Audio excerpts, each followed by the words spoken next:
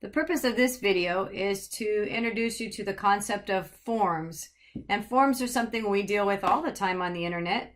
When we want to order something from Amazon or subscribe to a newsletter, we're usually presented with some kind of page that receives our data so we can input data. Then we click on submit and our screen disappears, and then we magically get the newest game in the mail, or we get subscribed to a newsletter or whatever. And so just kind of give you a quick insight as to what goes on, and we'll look at this a little bit more detail in another video. But here's what we're going to be creating in this video. We're going to be creating this form, and we're going to create it in such a way that we'll have some really simple validation. For example, in other words, if I click on the submit button, I'm going to get some fields that say, whoop, you didn't do some stuff here, so I'm going to do some stuff here and make it happy. And then if I hit submit, this sort of looks kind of cryptic, and I'll explain that as we go. What I'm going to do is copy this URL over here to Notepad so we can see it a little bit better, and we can see exactly what it is that just got sent to the server. So the server ideally is getting, here's the page that was requested, and I'll show you how that works. Then there's this question mark, and a question mark followed by what we call key value pairs. Fname equals, and there's the data I put in. I put in Kirsten. There's another value that's being sent, another key value pair actually. Lname is equal to, and there's Markley, that's the name I put in, okay. And then and indicates that there's another key value pair that got sent, and that looks like email equals, looks like I spelled my own name wrong, but that's okay, Markley at, so this is an escaped character for at, because the URL doesn't understand the ampersand, so it put in the %40, otc.edu. So the page that was requested from the server was thankyou.html, and then the data key value pairs that were in our form got sent over as well in this format. So with the question mark and then these key value pairs. So, and we'll look a little bit more in detail in this in the next video, but I just want you to get some insight here to this, to what's going on. Okay, so I'm not going to save that. We're going to go back here. And so this is ultimately what we're trying to create. So here we go.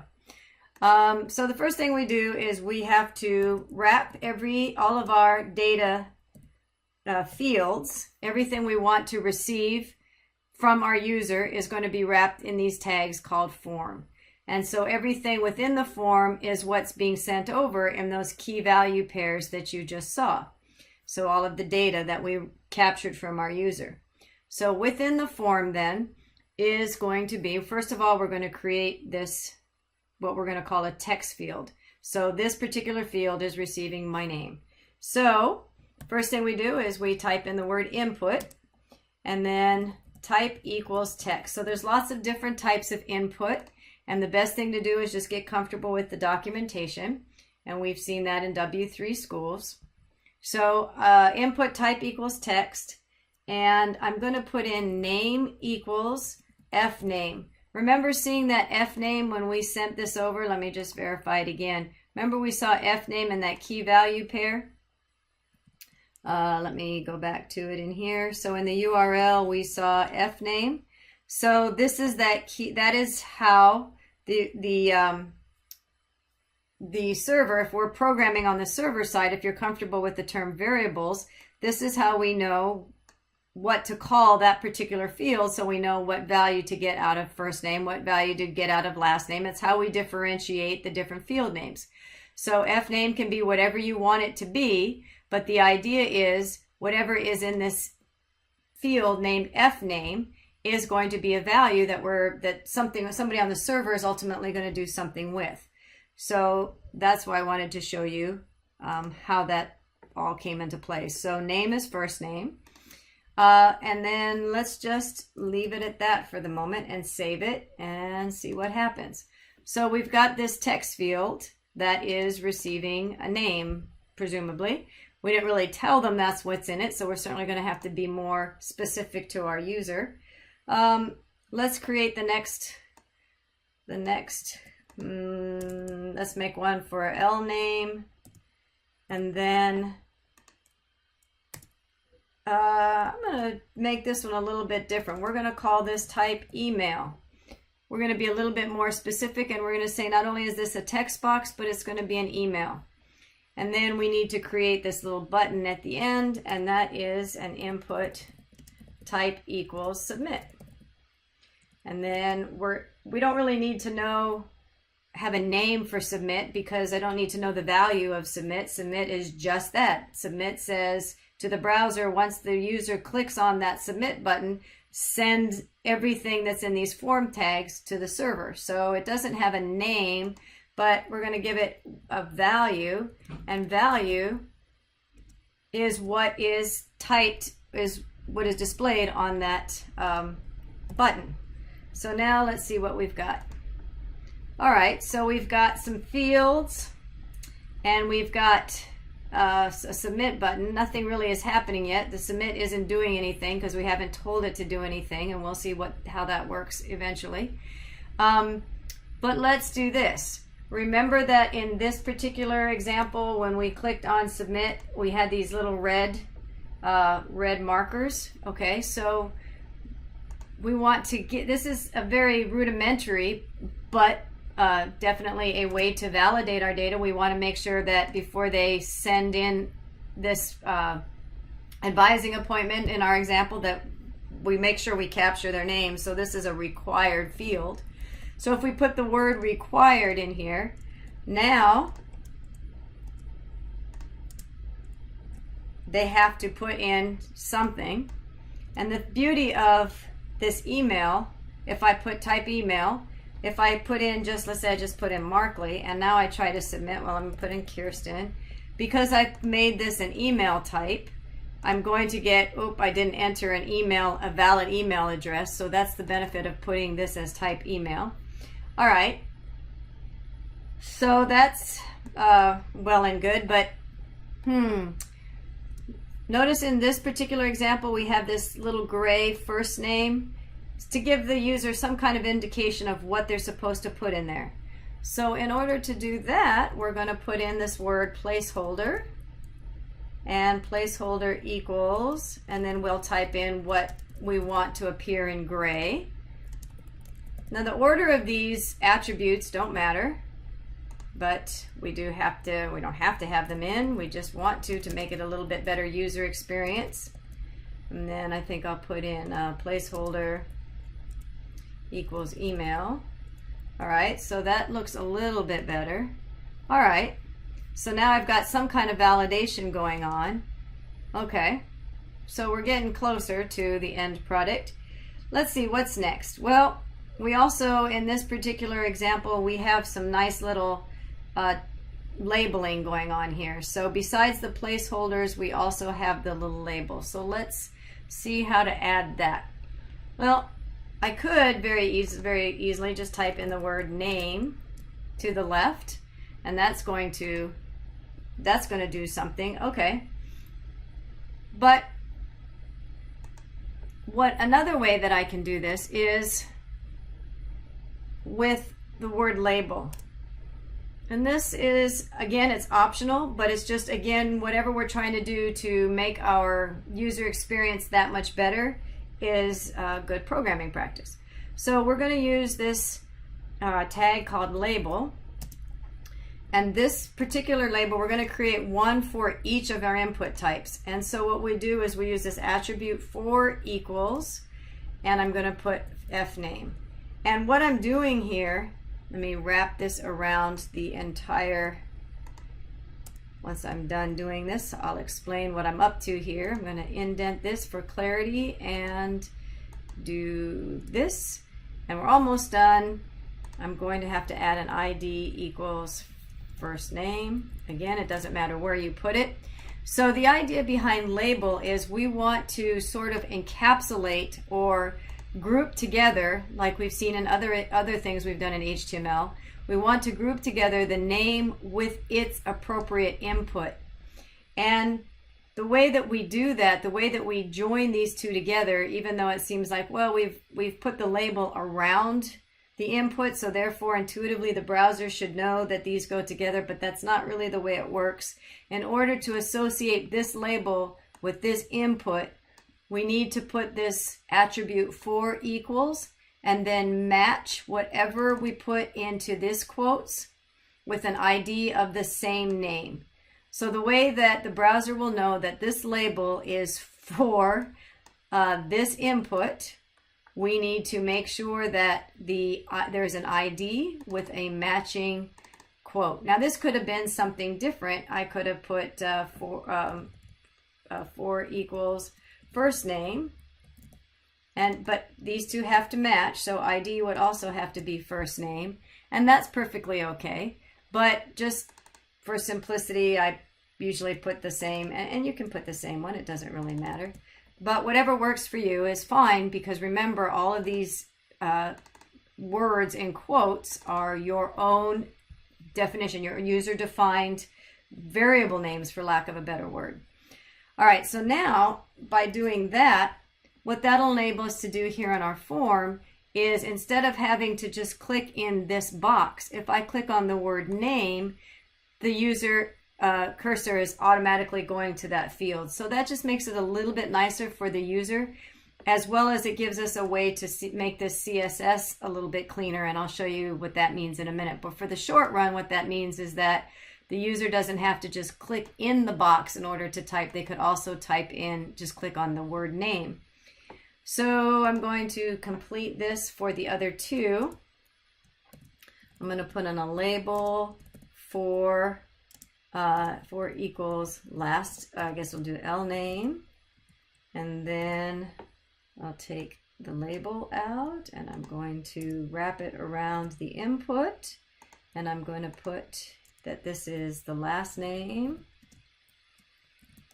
And remember, I have to have an ID that matches. ID equals last L name. Okay, and then we'll do the same thing for email. So label for equals email, and then I'm going to put the label around the input. I'm going to indent input. I'm going to put the label as email, and then make sure I have an ID that matches. Oh, this doesn't say email. That should have been email. Guess when I copied and pasted, I didn't change that. ID equals email. Okay. So now let's pull this up. We've got some things. So if I click on last name, the user cursor is automatically going into that text box. And same happened with email. So that looks good. All right. So one other thing that might be nice for our user is when they first load this page, they have to physically click into the first name box in order to start typing. And that's okay, but again, let's see what we can to make our user experience a little bit more user-friendly. So in that input box with the first name, I'm going to put the word autofocus. And you can only have this in one box, and that is just that. It says automatically set the focus when you load the page to this particular text field, and then you can see that that is happening. All right, so good so far. Let's see. Our submit is working, so that looks good. So we've got our validation going on. We've got our placeholders going on. We've got an autofocus going on. All right, well, I like the way that these are lined up a little bit better. This looks kind of sloppy. So I'm going to play in the style sheet a little bit. I'll pull this over so you can see the index at the same time. So let's play with the style sheet a little bit. What I did in order to make this look a little bit cleaner is a couple of things. Remember how we put the label around the name as well as the input box. So I've got a whole handle here that I can do something with on the label. Meaning that, let me just show you and maybe it'll make more sense. Label, I'm going to do display block, and I'm going to do margin. Let's just show you what that does one at a time. All right, so display block says treat each of these labels, so all of this chunk, as if it's a block display. Remember we talked about the box model, and the idea then is if each one of these is labels as a block, the browser's not going to put the next label right beside of it, which is inline. So block says treat me like a paragraph or an H2, where, let me just show you, each of these labels is treated as a block, and then there's sort of this implied line return after each one. So now at least I've got them one on top of each other. That's okay. So next what we're going to do is, looks like this is lined up a little bit nicer, and we've got some, all right, let's do this. Let's put our line, or we could do, let's say padding bottom. Let's put a little buffer between our blocks, our label blocks. So padding bottom, let's say 5 pixels. Let's see if that works. That looks a little bit nicer. Now we've got some breathing room between each of those elements. And then I will show you how I did. I used positioning to move these label blocks, or these input blocks, over these input elements. And so what I did there was input, because these are all input boxes, right? So my selector is input, and then I did position absolute, and I did left positioning 15%. And so let's just see what happens. Not quite what I was hoping for. And that is because, remember from old days, when we have a position absolute, that means that it's absolutely positioned from its parent element that is got some kind of positioning other than static.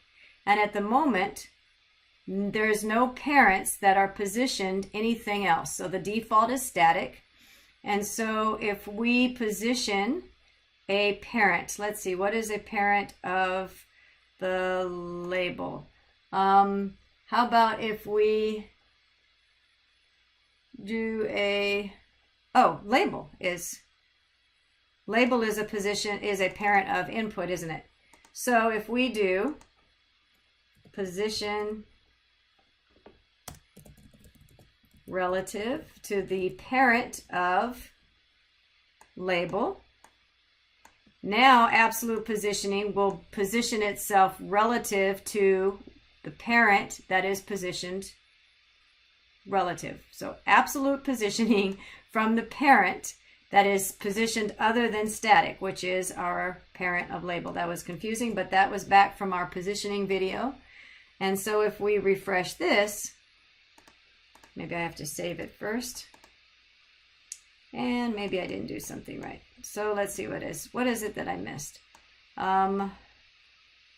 Position absolute. I have to spell position correctly. Okay, so let's try position spelled correctly, and now try it. And there we go. Okay, so let me move this back. So now that we've got our positioning correct, we have set up the fact that our inputs are always going to be positioned 15% relative to the parent, which is the label. So 15% from the left. So now we've got this nice lineup. Now you can change this around to see how it might get affected in different ways. But I think 15 is, or even if we do 18, that might be offset very nicely. So something along those lines. All right. Let's see what else. Though it looks like this one is much longer, so we can also change. Let me pull these down so you can see them. Oh, we're here. Let me just change these down so you can see them all side by side. There we go. All right. Let's change our width of these input boxes so they're a little bit longer. So I'm going to make mine width, I'm going to give it a percentage again of, let's say, 75%, and that's going to stretch them out. And that looks much better. We're getting closer. I don't like the fact that our input, because I did a selection of input, that is also affecting my submit button, isn't it? So I don't really like the way that looks. So what I'm going to do is I'm going to give my input, my submit button, a class of, because I want it to be set aside a little bit different. And then maybe I will give it a class submit. And then the width I'm going to reset back to its initial value. So initial.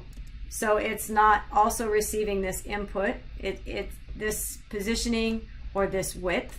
So if I set the width back to its initial value, that's like setting it back to its default. So don't inherit what I gave the input selectors. Go back to what your normal default should be. And then we'll do, actually width has to be auto, I believe. Or am I okay with? Nope, that'll work. Position, and then also the positioning, initial, IAL. Okay, and let's see if that works. Save that. Width initial, let's see, I didn't save this one, there we go. All right, and so now submit is back to its normal form. All right, one last piece of cleanup then, just to make it look a little bit nicer, is this nice little box that's around our contact information. And so the way that we do that is, I'm going to make this smaller, is we're going to wrap around all of this contact information something called a field set. And that should have been in and field set is just a way to, again, group the information into a grouping. And I don't want input inside of that grouping, so we're going to put field set here. And let's see, get rid of that extra space. Indent, so it's a little bit clearer what we're doing. There we go. And now if I refresh, now I'm getting that nice box around this contact information. And so the last piece of this puzzle then is going to be, need to have this nice little contact information, and to put that in there we're going to use legend, L-E-G-E-N-D, and then we're going to put contact information. And so that should make our, there we go. So we have, with the exception of getting our submit button to work, and we'll do that in the next video, we have successfully created a nice little block of contact information that has first name, last name, and email. So when the user clicks submit,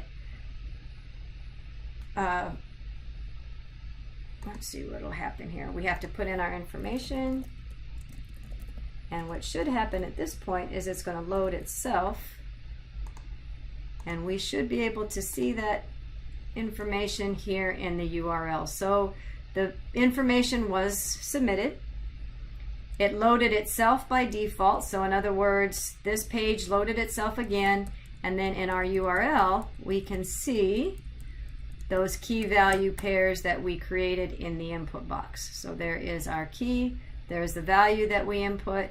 Notice everything comes after the question mark and indicates that there's more than one key value pair. Here's the next key value pair, and so on.